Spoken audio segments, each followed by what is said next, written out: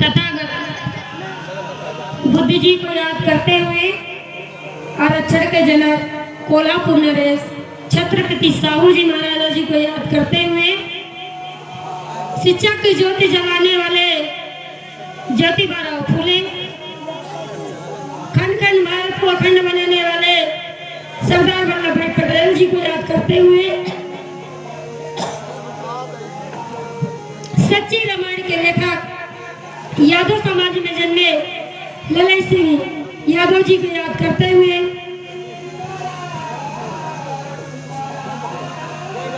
विश्व के छठ में भारत के प्रथम विद्वान, भारत को एक लिखित संविधान देने वाले,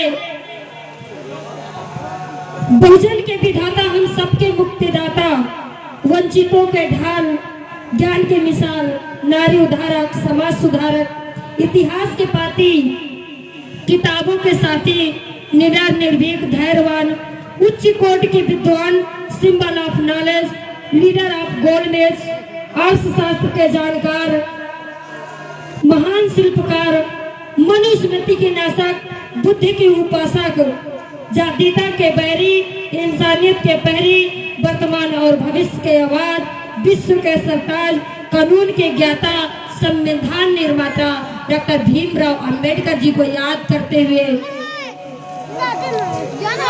BS4 बसपा संस्थापक मानव कांसीराम साहब जी को याद करते हुए, पेरियार साहब को याद करते हुए, संत गाड़गे साहब को याद करते हुए, संत कबीर साहब को याद करते हुए, संत रविदास साहब को याद करते हुए आज के इस ग्राम पंचायत में ग्राम चेतना समिति के माध्यम से जो ये कार्यक्रम रखा गया है, मंचासीन हमारे अभिभावक का फर्ज निभाते हुए श्रद्धेय कुंज बिहारी जी का मैं स्वागत वंदन अभिनंदन करते हुए नमस्कार करती हूँ और नमस्कार से चलकर आए पूर्व प्रधान द्वारका प्रसाद जी, मैं आपका भी वंदन अभिनंदन करते हुए महेंद्र प्रसाद जी एडवोकेट जी, मैं आपका वंदन अभिनंदन करती हूँ। मेरे छोटे भाई अतुल प्रधान जी, मैं आपका भी अभिनंदन करती हूँ। मेरे बगल में बैठे आनंद यादव जी, मैं आपका भी धन्यवाद ज्ञापित करती हूँ और मेरे छोटे भाई प्रखर जी, मैं आपका भी वंदन अभिनंदन करते हूँ। मुकेश जी और सामने मेरे बैठे हुए पिता तुल बुजुर्ग एवं मेरे नन्हाल भाई और बच्चे युवा साथी, मैं प्रति व्यक्ति को प्रति चेहरा को जानती हूँ नाम सहित, लेकिन नाम लूंगी तो काफी समय लगेगा। आप सबको पता है कि यह मंच शिक्षा का मंच है और हमें इस मंच पे शिक्षा की ही बात रखनी चाहिए। आप सब लोगों को पता है कि अगर शिक्षा ना हो तो क्या आपके पास ऐसा कोई मंत्र, कोई जादू है क्या कि आपको ऐसा मंच मिलेगा? मुझे लगता है कि नहीं मिलेगा। ये शिक्षा भी लेने का अगर अधिकार हमें मिला है और हमारी माताएं बहनें जो IAS PCS मंत्री विधायक बन करके मंच साझा करती हैं, तो ये माता सावित्री बाई जी की देन है।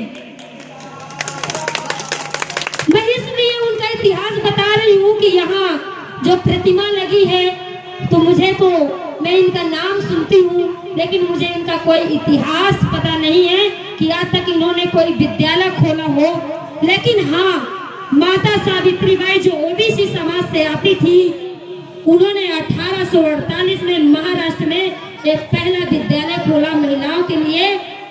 और जब वो पढ़ाने जाती थी तो कुछ कुंठित मानसिकता के लोग उनके ऊपर कीचड़ डालने का काम करते थे, फिर भी वो पीछे नहीं हटी और पढ़ाती गई। और आज हमारी बहनें, भारत की बहनें IAS PCS मंत्री विधायक बन करके अपना नाम रोशन कर रही हैं। यहाँ पर अगर मौका मिला है तो माता सावित्री बाई जी की देन है।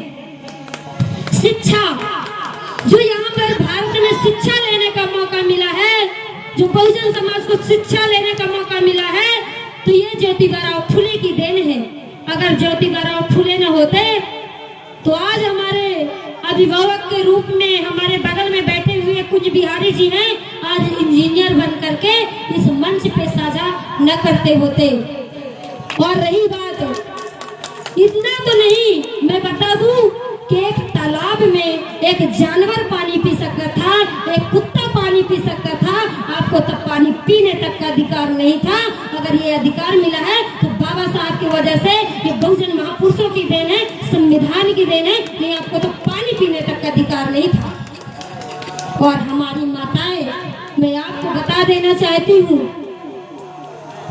कि आप सब लोग भगवान को मानती हैं, मैं विरोध नहीं कर रही हूँ और न मेरा कोई भगवान से लेना देना है। और अगर आप भगवान मानती हैं तो आप शंकर मानती हैं, तो भाई शंकर जी को मानती है तो शंकर जैसे का पति चाहिए आपको, गजेड़ी भंगेड़ी चाहिए। और अगर आपका पति गजेड़ी भंगेड़ी होता है तो आप घर में लड़ाई करती हैं कि मेरा पति गांजा पीता है, भांग पीता है। भाई आप जिसकी पूजा करेंगे वैसे आपको पति मिलेगा। आप कृष्ण भगवान की आप पूजा करेंगे तो वो 4-4 महिलाएं, 32-32 महिलाएं रखते थे, तो भी आपको दिक्कत होगी। तो आपको चाहिए तो चाहिए क्या? मेरा मकसद ये है कि आपको सिर्फ शिक्षा चाहिए।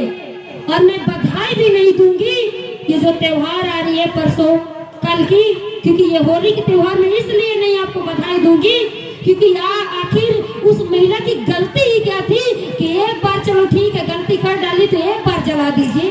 सदियों से एक महिला को ही जलाया जाता है, आखिर क्यों? मेरा सवाल है। आए दिन मर्डर जैसे घटनाएं, रेप जैसे घटनाएं जेंट्स करते हैं, उनका क्यों नहीं पुतला दहन किया जाता? उनको क्यों नहीं जलाया जाता? आखिर महिला को ही क्यों जलाया जाता है? मैं इसलिए आपको बधाई नहीं दूंगी क्योंकि ये इतिहास है।